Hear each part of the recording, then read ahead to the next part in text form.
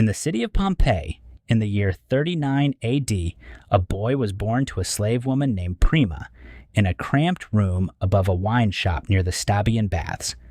Prima belonged to a wool merchant named Gavius, a heavy-set man who had bought her 8 years earlier from a trader at the city's slave market, mostly for her skill with a needle. She mended and dyed wool for his workshop, sitting for hours in a back room thick with the smell of lanolin and crushed murex shells used for purple dye.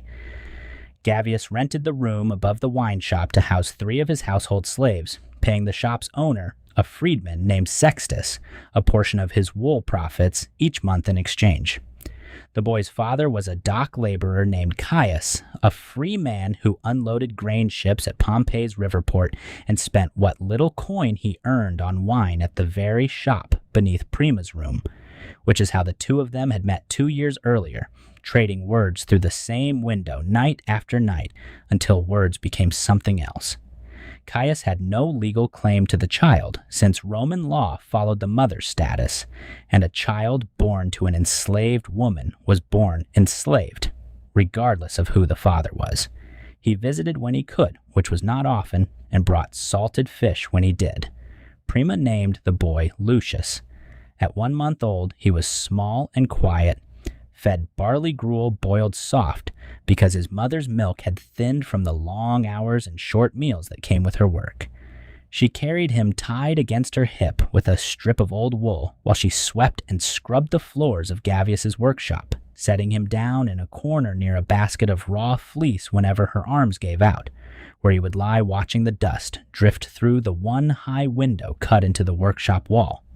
By 6 months old, he had grown used to the rhythm of the workshop, the rasp of carding combs, the low talk of the other women who worked beside his mother. A freedwoman named Octavia, who had once been enslaved herself and now dyed wool for wages, and who would sometimes hold him so Prima could finish a task with both hands free. At 1 year old, he took his first steps on the packed dirt floor of the workshop's back room, stumbling into a basket of unspun wool and laughing at the way it gave under him. Gavius, passing through to inspect a shipment, noticed the boy for the first time and remarked, half to himself, that the household would have another set of hands eventually, whether the boy wanted it or not. At 2 years old, he learned to walk properly on the stone street outside, falling often, his knees scraped raw by the rough basalt paving stones that lined every road in the city. Caius visited twice that year, once at midsummer and once near the winter solstice, each time crouching down to let the boy grab at his calloused fingers before disappearing back toward the docks. At 4 years old, Prima began teaching him simple tasks, how to wind loose thread onto a spindle without tangling it, how to fetch water from the public fountain 2 streets away without spilling more than half the jug. He spent long afternoons under a workshop bench, listening to the women talk about prices, gossip, and a fire that had recently damaged a bakery near the Forum. At 6 years old, Gavius decided the boy was old enough to earn his keep elsewhere, and arranged for him to work mornings at a grain mill 2 doors down from the wine shop, owned by a baker named Modestus. There, Lucius pushed a wooden bar that turned a heavy stone grind wheel, walking in slow circles alongside a blindfolded donkey harnessed to do the same work on the opposite side of the beam. The blindfold, he learned, kept the donkey from growing dizzy or refusing to walk the same circle for hours. At 7 years old, his hands had hardened with new calluses, and he had learned to tell, by the sound of the grindstone alone, when the flour was coming out too coarse. Modestus, gruff but not unkind, sometimes let him taste a pinch of flour straight from the stone, still warm from the grinding. At 9 years old, in the month of August, his mother died of a sudden fever that swept through several households near the baths that summer. She was buried outside the city walls in a simple plot Gavius paid for, more from practicality than sentiment. A buried slave was one less mouth to feed, though he never said so where the boy could hear it. Lucius returned to the mill the next morning because no one told him he was permitted to stop, and because the donkey, he later said, did not know how to grieve and would not have understood why he wasn't there. At 10 years old, ownership of him passed formally to Gavius's household upon his mother's death, as was customary, and he moved his sleeping mat from the wool workshop to a narrow storage room behind the mill, sharing the space with sacks of grain and a family of mice he never quite managed to drive out. At 12 years old, Modestus began teaching him to recognize the chalk numbers scratched onto the bakery's order wall: 3 loaves for the Helvius household, 6 for the inn near the Porta Marina, a standing order of bread for a small shrine to Vesta, maintained by an elderly woman down the street. He could not yet write, but he could read enough to keep deliveries straight, which Modestus considered a fair trade for an extra portion of bread at midday. At 14 years old, he began sleeping nearer the ovens themselves rather than the storage room, drawn by the warmth through the cold months, close enough to the heat that he sometimes woke at night to check the fire hadn't grown unattended. At 15 years old, Modestus began teaching him to knead dough by hand, correcting the angle of his wrists, slapping his knuckles lightly when a batch came out too dense or too flat. Bakers in Pompeii were closely watched by the city's market inspectors, the aediles, who fined any baker caught selling bread underweight or adulterated with cheap filler, and Modestus drilled the rule into him before he ever touched dough meant for sale. A loaf is the weight it claims to be, or it is not sold at all.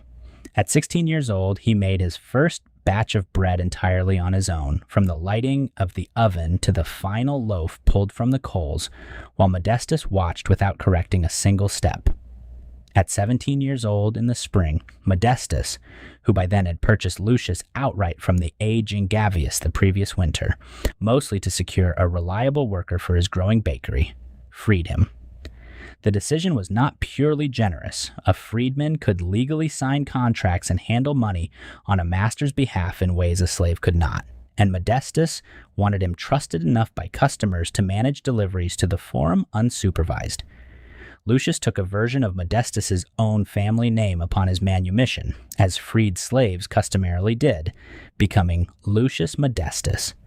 At 19 years old, he rented a single room of his own near the Porta Stabia, paying a freedwoman landlady named Vibia a modest monthly rent, and began saving copper coins, asses, and sesterti in a clay jar he buried beneath a loose floor tile.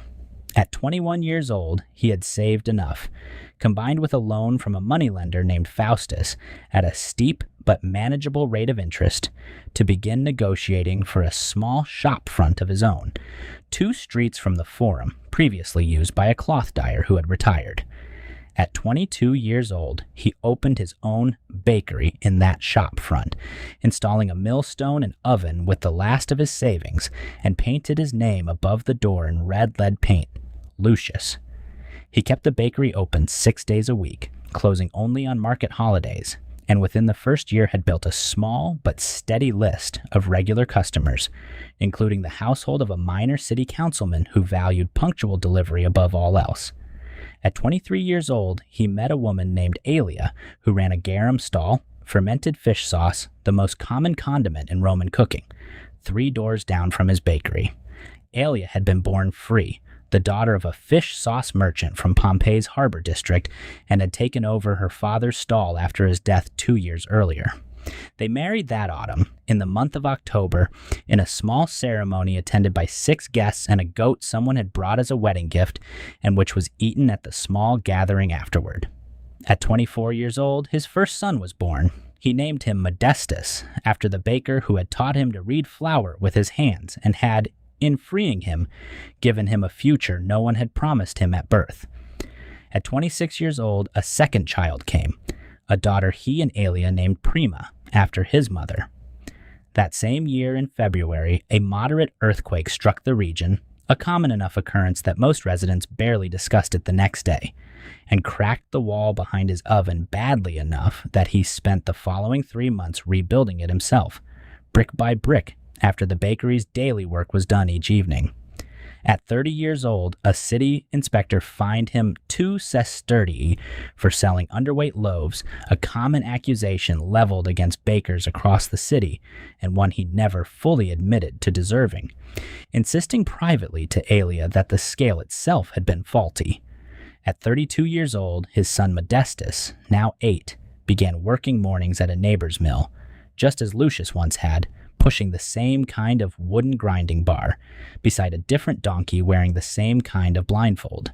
At 35 years old, he scratched his name into the plaster wall outside his shop one evening after closing, alongside hundreds of other names and short messages already carved there by other hands over the years. Declarations of love, complaints about local politicians, a crude joke about a gladiator, for reasons none of them had ever fully explained to anyone, least of all themselves. At 36 years old, nothing remarkable happened to him at all for the better part of the year. He woke before dawn, lit the oven, kneaded dough, argued briefly with a customer one afternoon about the rising price of wheat, ate bread and olives with his family at midday, and slept.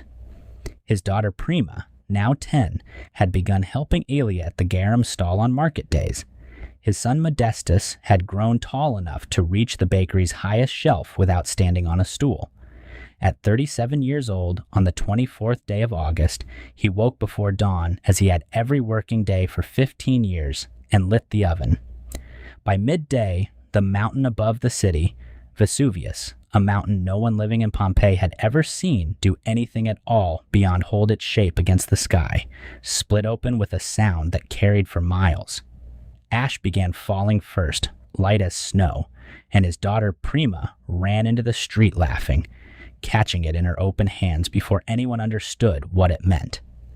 By afternoon, the falling ash had turned into stone, small gray pumice fragments, growing heavier and larger by the hour, falling in numbers great enough to crack roof tiles across the city.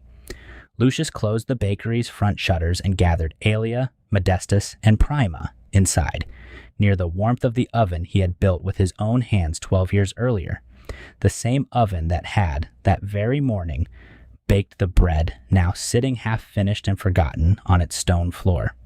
He did not run, though some neighbors did. There was nowhere close enough to outrun what was coming, and the roads leading away from the city had already grown choked with falling debris and panicking crowds. Sometime after midnight, a surge of superheated gas and ash moved through the streets faster than anyone on foot could have escaped it, and the city of Pompeii, along with Lucius, Aelia, Modestus, and Prima, stopped all at once mid-motion. He left behind no monument, no title, no recorded word in his own hand beyond a name scratched into a plaster wall and chalk numbers on an order board. The half-finished bread in his oven sat untouched, buried and preserved for the next 1,800 years. Nobody in his life believed he mattered to history. Nobody in his life was wrong about that either, until a mountain disagreed.